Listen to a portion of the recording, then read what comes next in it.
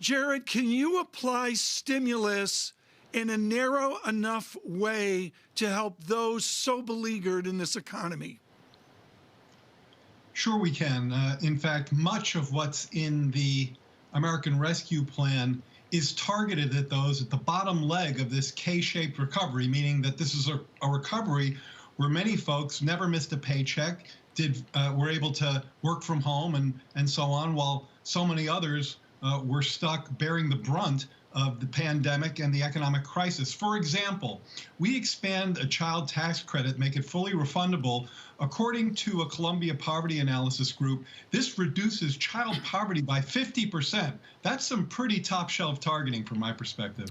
We have a history here of decades of what I'm going to call Lockean individualism. John Taylor of Stanford, clearly a conservative economist, shows the value, Jared Bernstein, of automatic stabilizers that benefit all of us, where the haves are benefited by the stabilization of the have-nots. Explain in this natural disaster how the haves will benefit by stimulus for the have-nots.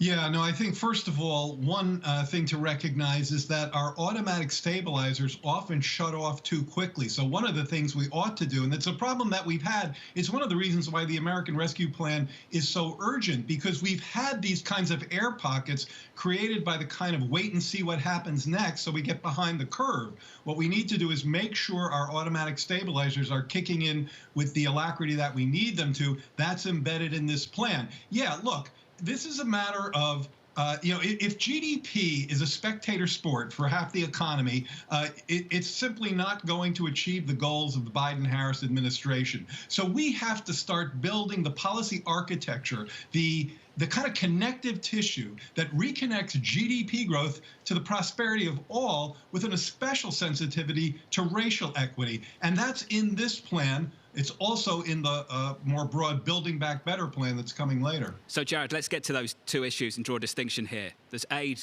and then there's stimulus. Is this just the aid package and the stimulus package is coming later?